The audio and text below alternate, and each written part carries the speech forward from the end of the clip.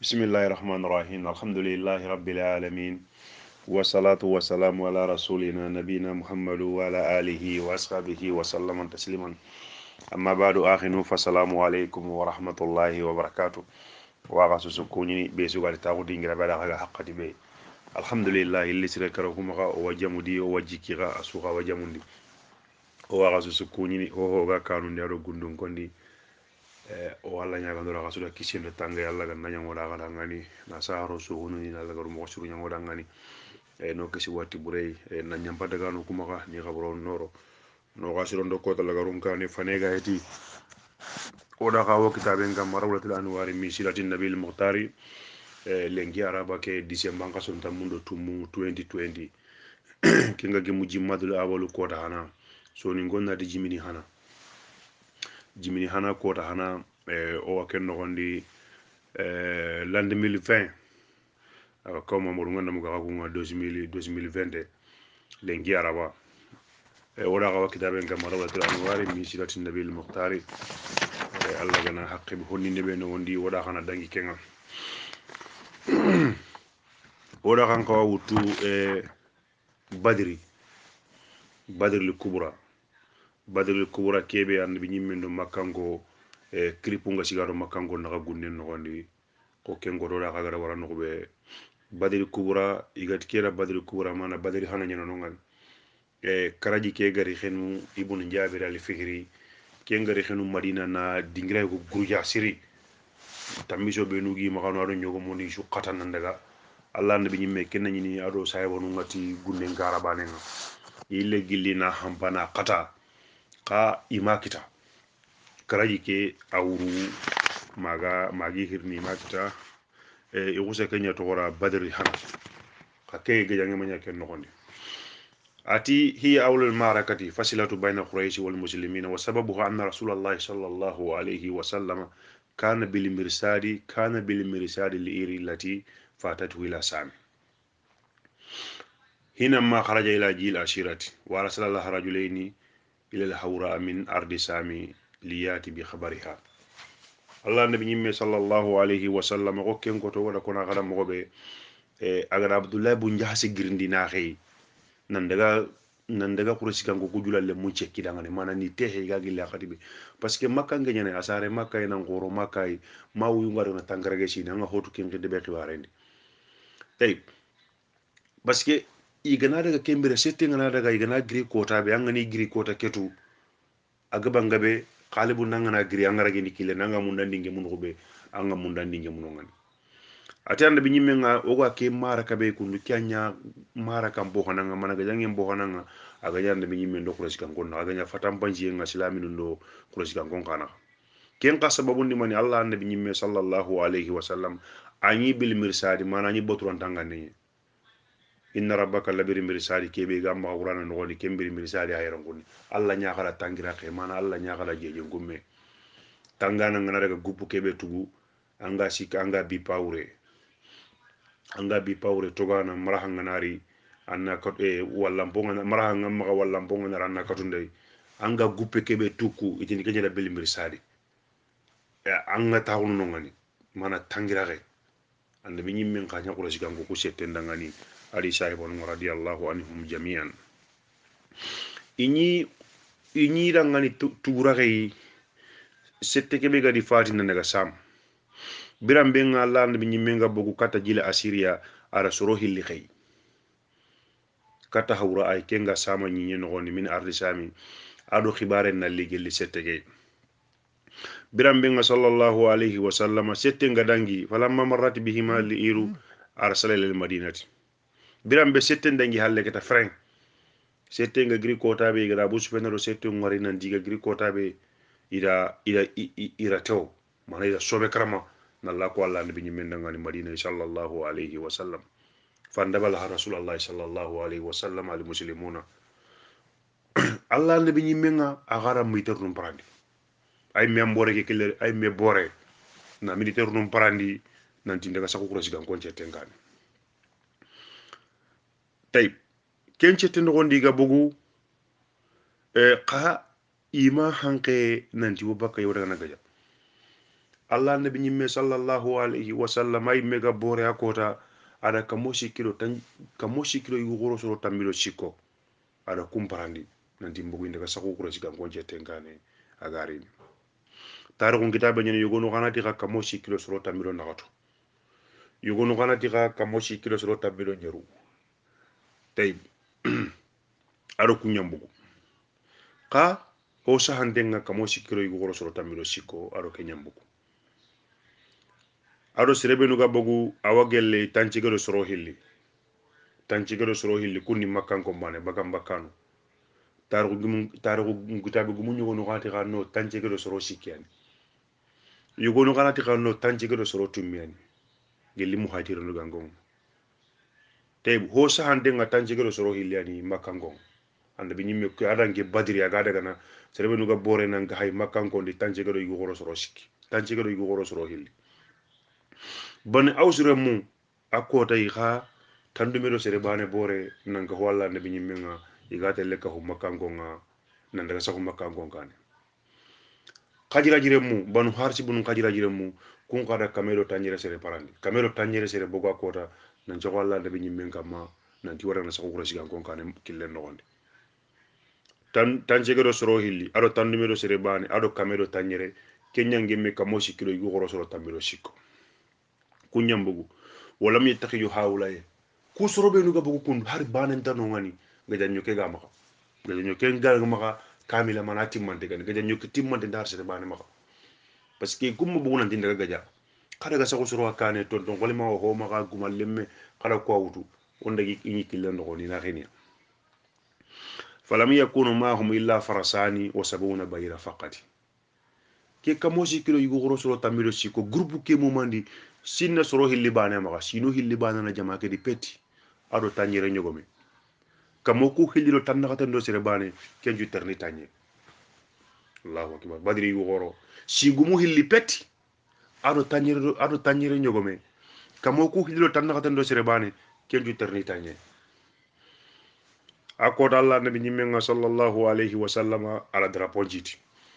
ala drapo jiti drapo kebe kullengani ala yonto kata mushabun umeria ayana muhajirun drapo ngutu abanga ndeni nandi awak bagamba kanu ndangani ali ibn abi talibi ayatu ndeni aga bagamba kanu drapo ngutu Allah nabi nyimene drapo kullen jiti akota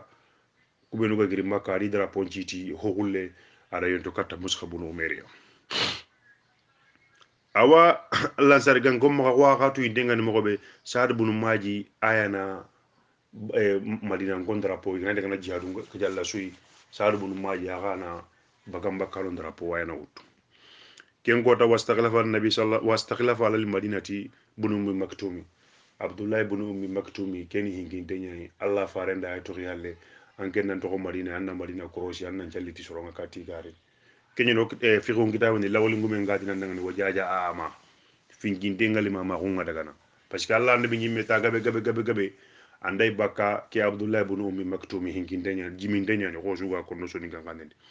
jiminde nya ni ani ke tokom ihalle madina yi ta gabe kembere ay le khayni ni katara wayi ada abalu baba ala kenkai kata kendingire Allah nabi nyimme akota sallallahu alaihi wasallam wa kharaja Allah nabi nyimme mbugum madina no gondi yuruduna badira ada badri ganje ada sunqa son no gondi ada badri ganje badri do madina dingira madina naka kiripu nga sigado madina ngonna makka ngonna kan ko be nondo madina naka ala to nga madina kamero tangarage do kilometre nu karagi kamelo tangarage do kilometre nu karagi junubu kharbil madina kin tan bangi badri angana daga no ngane moto gumu daga nan jigindi no ngane angana taxi gumu muti wande ngane ma badri biram tay kembere gidendi gorin katu no ngani gelu junubu ken gondi amanya no ngani badri killen kani hoya amanya ho hon tan ngani illa salasatu man faji mana killu sikki pet parce que kanyina nabi ni ma kota agara ke abdullah bu njasi xey parce que makango ni indara gatike kille su igna ide gante ga bugo ke kille labu dairin de miliro ke kille bane heren dai indara ga ke kille su irin de mi khalibundi makango ga kebe da warni khalibundi porlo mu gantano ho gantano su irni do badri kille badri kille rido no nye annabi nyimmen do sayabon mbakar ga sako ken kille gelle junubon tay kille tanagawa gelli simali bangi mana no gem bangi o huwa adawatu dunya sarqi qariba ke ken dindenga madina ko ke kille be garno kata madina bangi o kana mana qawafilu ke sette ke kille mbay kenya kille ke be ga tindenga ro makka ina daga ke madina ke nyaay badri kille nga ibakaro no nyena daga allah nabi nyimmen qado makkan golli bayna makkata wa sami yamurru min ibakaro makaro sami naga na muguro ken kille daga badri annabi ñimmenga sallallahu alayhi wa sallama a kendo saybonu li saxu aro saybonu li saxu badri kille kedi ida kille ke sutu mana i degante i and kille suran tanyani maka milido badri kille kay problème waga mangita halle angara gorndi kille ngutu khali bundi wondara problème nyaga mangita halle milido badri kille kay na mbugo madina karanga allah annabi ñimmen qaro saybonu daga idaga saxuno ñe ida ken gille suti kani ka settebe ga gillilo sama kota abu sufyana oga ki haqqati be kunna moro islama gondi ka to golli ka radiyallahu anhum abu sufyana ni aji makango na genjula chete me akota settebe ga nyima ka fakana qawamuha settebe ga nyima ka alifu bayri ujune nyogome nyima ka kota ujune nyogome kenya nyima ka makango kuma anan ujune nyogome ni mane kebe bane ga likke ngutu ganna mu kuy min safinu sahara sahara mpure nyugo men gara walli kebe tingana yaari gana ko nandara dorna nyingollam nyugo men gal likki ndambe be wutu ti atoko gari hoye mpure ko hure nga jindi mogobe angane sahara ke gano ko arabu ko ina nyugo men yaari safinu sahara ujuna nyugo men nyino ngadi gala kebe tingandi khalisin bane digara kebe tingandi khalisin gonti be ga nyima ka kota 50,000 dolari 50,000 mana sasa gana nyogona tandanga tangarege biliwo dolari tangarege biliwo dolari khimatula fil an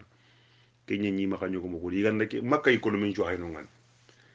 ka abu sufyana sette ga kenya nyi no ngana ko ta christian ke mujuna nyogo me be gi maka no ngani ado ke naburu khore be gi maka no ije mamma gabo jama be gano baneta tan nakata yugo gore ban hayke naburu gore sukam tan nakata je répète tan nakata yugo gore ni ke naburu gore sukam mayda ga dangini dalli kata makay ka abu sufyana ati tarihu kitabu gumen di abu sufyana ni sirey awli danyani siri parce que angoro sa abada soni gonga konno golli buru nyangana so bin danyen parce que wotu nan dima hisire de bari muhammadu isa ibn kuy i kunja kon tenga kenga kameti kame awo ko hay gunne ke di wadi kana somendi warini ka kilu mata abu sufyana kilu mata wa kanun danyani ta kena bure gi be gi ma kay wotu nan diri denga muhammadu kana parti kane adi isa ibn akanun den sire ka gelli gella haga gri sette nga gri sama iga kata makai atirni niata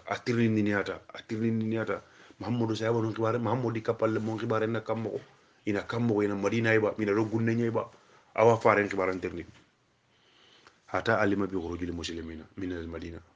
aro kentirni nyana meta aga khedi do 48 aga imbo mission murnu maga muki tron no gondina nda angra de attention de muhammadu ya khambanu ngasa gunne no gonde kenga bangi abu sufyana nga ko soni ngonje nyina wakam mudi awanyi nyeri wantatu iti attention de muhammadu me ak be careful muhammadu yugo isa wonu ngasa kankane gunne no gonde yo sakangane badri kenna nyini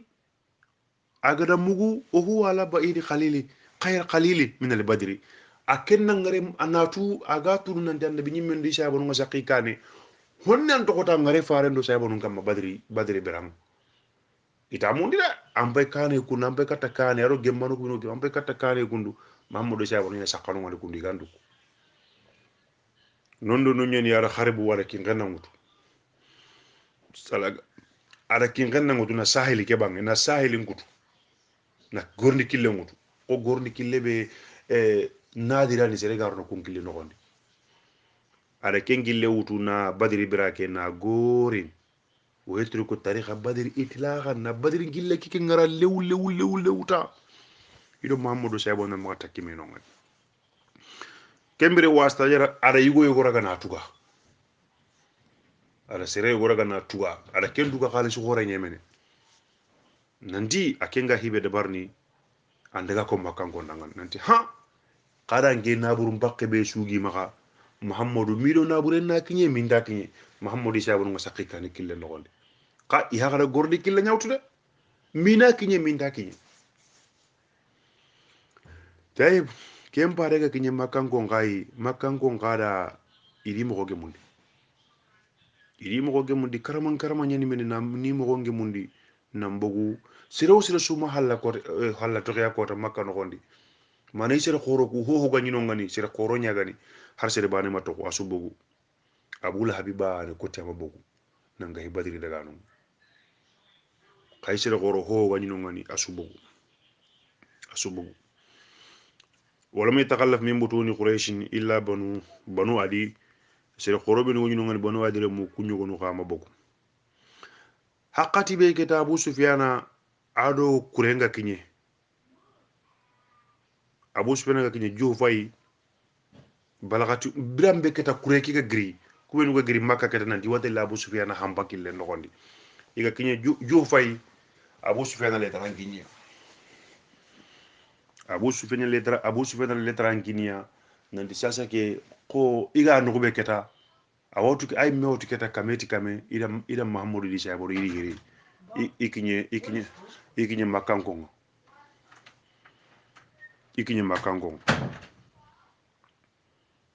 awatu keta seteke ida mahamudu di saboro iri hiri ara letara ngara makanko nga kubenu ga bogu ati aw murni magay ciage kata makay mala inyille wa hamma nasu biru joyi serebe nuga na kota mana obogu nanti ngana muki meni ija wala khafilatu fil amani o waji kanna kebe aknye dun tan dingranga keta sasa khoron ciage kata makay bo do ba ko telero na buru nya bateng bu maksadu sugo kendi kenye bo kinyi halle kille nga keto gora munan dia abu sufyana woga tele abu sufyana be hambandi aro na buruju kinye makay sasa koronyile ka abu jahali wano ngoni walakinna aba jahali ka abu jahali istikbaran abu jahali baradu ndarahu ati makkanko ndangani ati opportunity gore nya ho maka kundu kaduro go goro maka ke chanji bulo billahi chanji gore mana fursa nya ho maka kundu goro maka sanga do ranke chanji ya an wuyu mu mandi opportunity yo no maka na kun kitana tabane an gana sanga ta opportunity kan ta kitana maduna gangri ati opportunity muhammadu la sanga na toyi yo ka ke killan muhammadu ga sanga ti yimbe o ku kharo opportunity gore kita ke killay wona golle buran tera muhammadu sa woni go gani ke be murna xorom ma yille na kane dambu na halle dambu amadu ngi ati ndeylen dun daragu tay because ato gana yille ke kille tata na gadi o julan jetengan hari giri gadi delle sakhi kaniya mana quron daga keta ogani nyino ngani oga golle ke be terne ona tray ogan hari waro ogan na yille gadi tariya gadi o julan jetela ndere gana gadi aw sasa iga kebe da barni abu jahli ke modu ngati jamanda ngani nyille falamu yerju banu juhra qabila kota kummadu ngede kana yoto gari ma yeron kunne o kubugu yimmenni i qabila ngirsen difri banu juhra mana faren kawun alla farsenen kawun wane gan polla kay abdurrahman ibn afun qabila ito kuto tellero na burunye sasa haren ginyo ina ndi ona buru ngisi ikinye koronyille akoda banu juhra qabila ikunyille al asnaq bun sharighi asaqfi ay ni manke ngakota kamoshi ki go gora ni kahini ake ngakota banu juhra qabila ari kuna lemo kamoshi ki go gore ikunyille ito telero na burunya haren ginyo na ndo na burunginye parce que banna suga makka kota khalisi ngamba ken Abu Sufyan ran ken ka en nabure be annabi nyimendo sahabu nga yamula indi kitten saka kam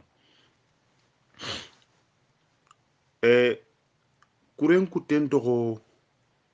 mana makkangon kuren kutten to wujune sere mana ini wujune do kamo sikki hadamaren me kamo ku sikki ga yille wujune ke sere kumma dunge kunti kunda wardo abu jahaliya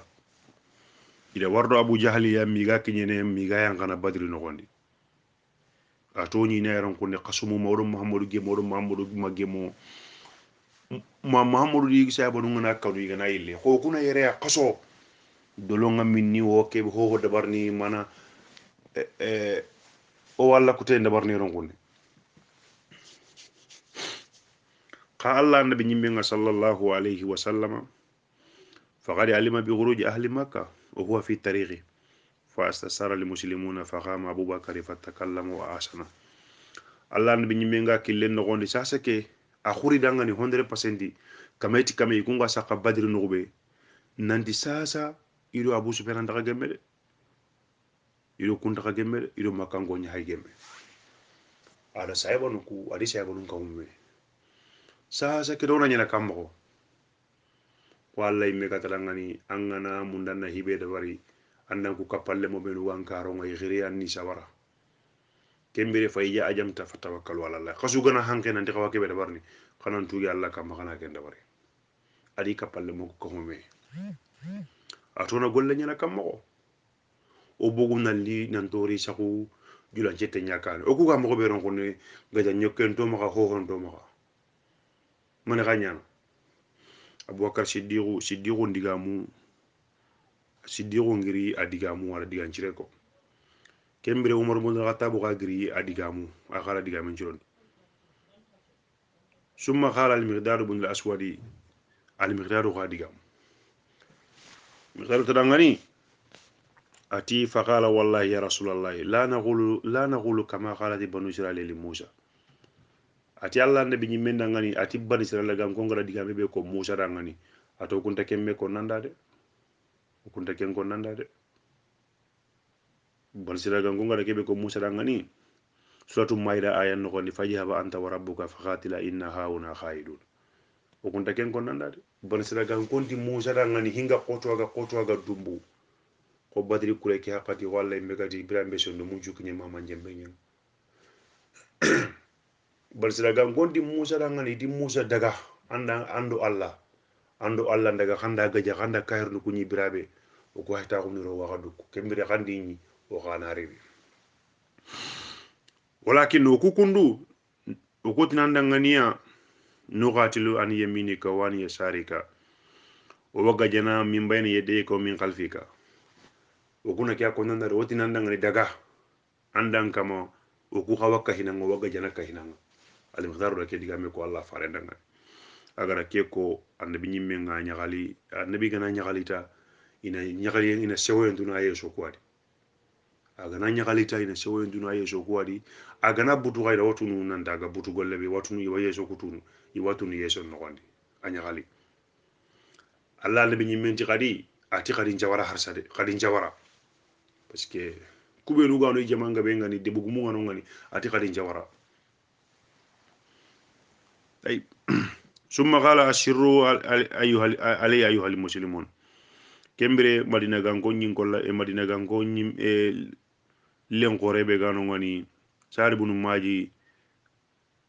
madina lansari ganko nyim manke ati allah farenda ngani ka annaka to aradu bina mana mbaydo koy anga do ko andro koy wonan jawara har saba ikunati tunke kebe garanke ikunati tunke be garanke tungu mana ikunati allah kebe garanke mahamudu khayti tungu wala nya ganda ke hangebe kundu angana ke hangebe hayno ngana angana ro ke hangya no gondina nan tanga kube na no gondi ngedi njoro kube no hayro ko har sere barenta bay anga tanga ke hangya kutunu na lo ngana nyola no gondi anya kangi ngedi lemun kube ngedi banda gango kube no yare har sere barenta tokko o ganda kube na dambaten tay o kuga kebe ko nanda ngani odo konno ngana gemme kumbane khada odo konno ngana gemme kumbane ga janginga o wa sabar diga jangan no gondi o kuni soro ay tongun don kano ko ike malle ma ko no gondi o wada kebe ko o wada barni la allah yurika minna ma tukharru bihi aynuka ame wasini allah hon ko ina ko khibare no gondi kebe ga nyaare jogondi madina ganko ila kenda bare radiyallahu anhum jami'an allah nabi nyimenga sallallahu alayhi wa sallama ayle terne tiya ati langane kadi madina ganko ko hayna diga munde ati kunati tongunga ikunati tunganga oyonginga kebe kitten no gondi angana hari dangi kata min angana hari hange kya khuba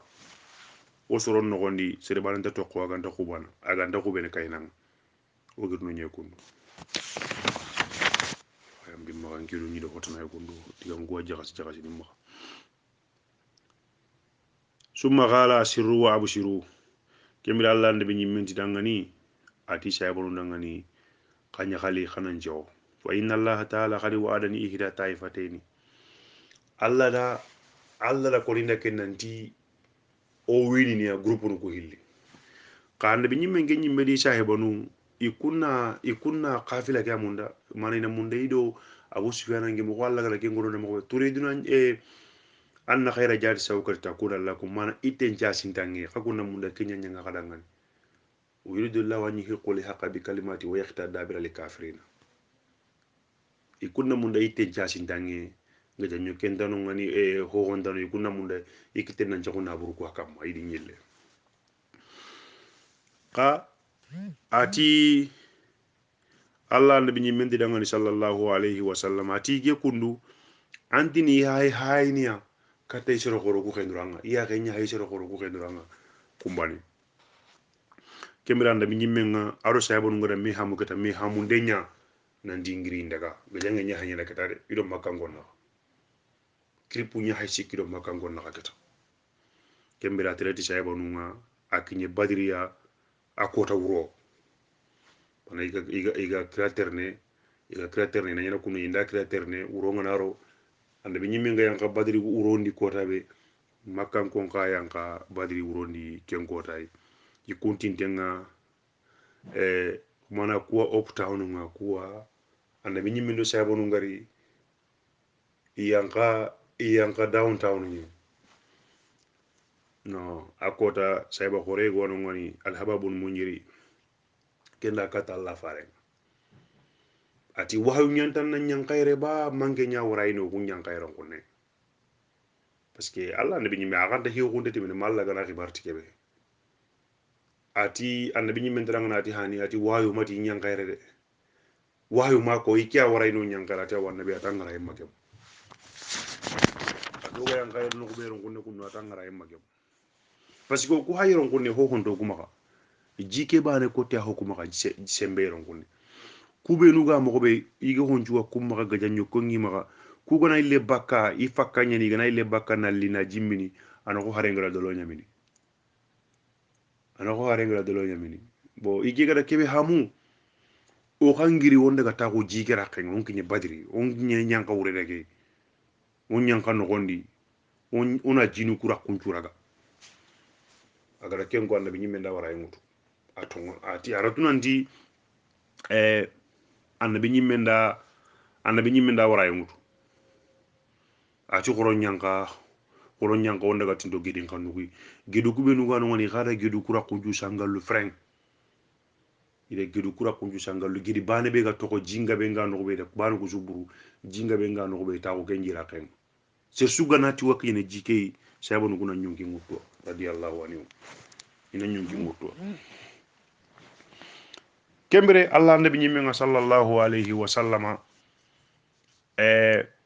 ida islaminu ida tillise ndabara nabi nyimmen dangan tillise be annabi nyimmenga ta kuna wure kube ida tangana no jugandi kube nuga allah faren tangana gelli lansari ganga ko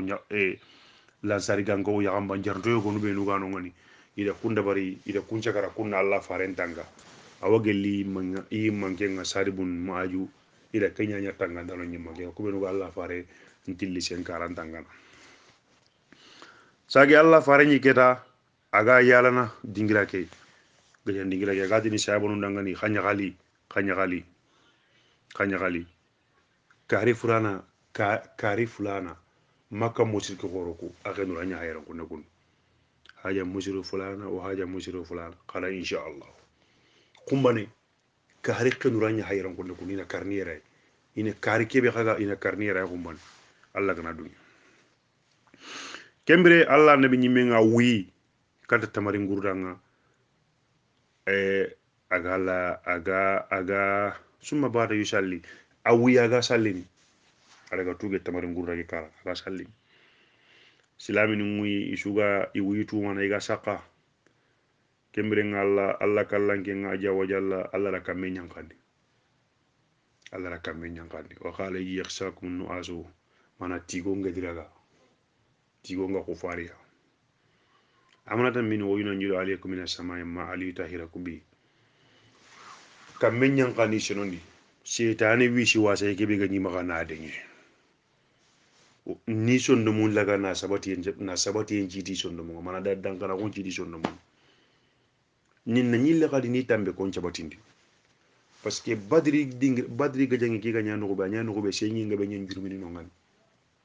sengi ngabe ngaga jurumini no be khalibundi serengati nguru ken do gonde Allah ndawurnu sengi kambante no gonde Allah ndawurnu kala tunga kundangani ada kamenya ngani kembate no gondi na nyinye ke su kole me na meraga yelibe ga sinya kam mangane wurno sike kam masigo ngorobe cina dore ke jabatina na sedilo halle se ngam bande ndi sira nda wurnu gendi urana nda wurnu gendi ka kamme ngari ala nyi ke su kole bakame yanki mini bo wato ko kadi jinun gite jibane be ga to koni da kay jangaldo ko siga ngonga sukuba hananga isigi juman sukuba hana sungo son da mundo nyero geli ramadan sungo son annabi nyimagum sungo son da mundo nyero juman gota ken gota tarali jamwani juman sukuba hana keta sungo son da mundo nyero gota groupe nu ko hilli suda me wari kameti kameke ya ganya me fasam fas makkan kompai kuresi kan kompay may madi annabi nyimmi ndi sabo non pay madinan ko kembere Allah annabi nyimmi nga sallallahu alayhi wa sallama allahumma hajihi quraish ati Allah quraish kan kompay de ya ga jongo yi idi dundara ku ari khallan gota ku adu kawadun ta ku ko homiro kendi iga iri nanki ngalla fare ngarandi Allah idan de kebe angara khannu ngutindangani nantanginde man angara idan de kebe khannu ngutindangani angari nyina tay Allah idan de gem baju ngay lengi sukuba ko baju nginya angara promise kebe utinda nantangindi nchaybo nuga ngoydana o haju nginya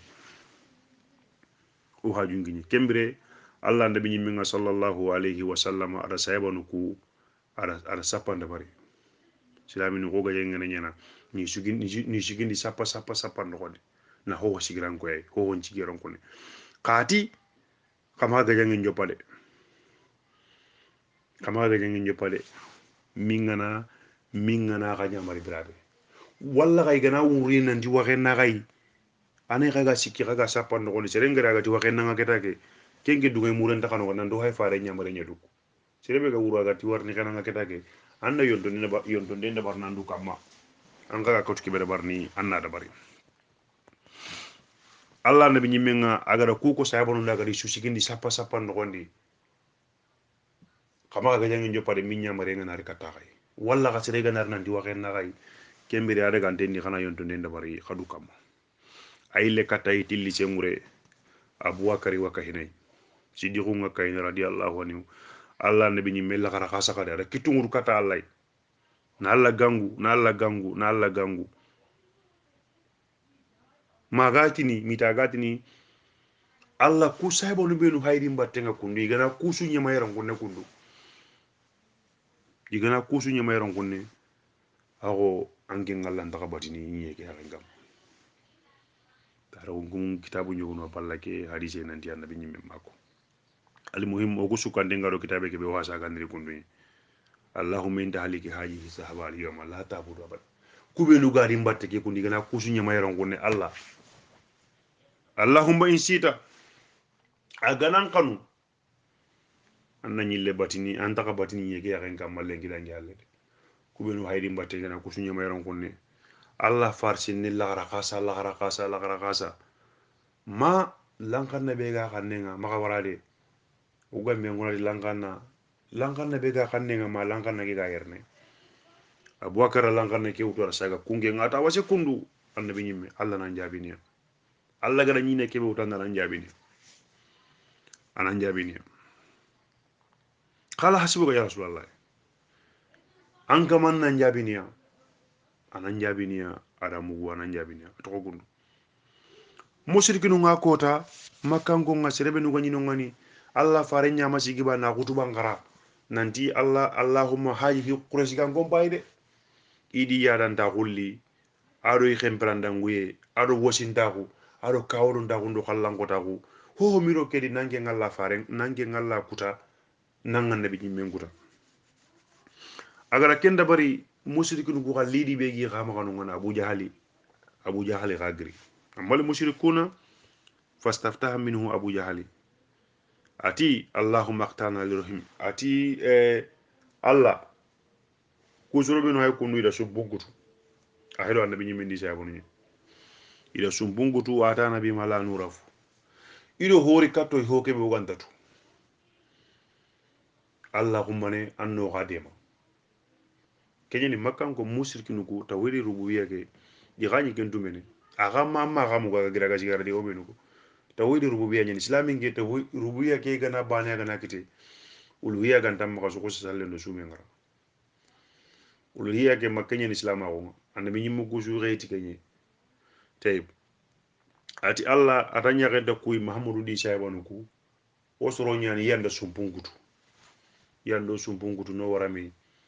ido holli katto yi kebe ugantatu allah anganani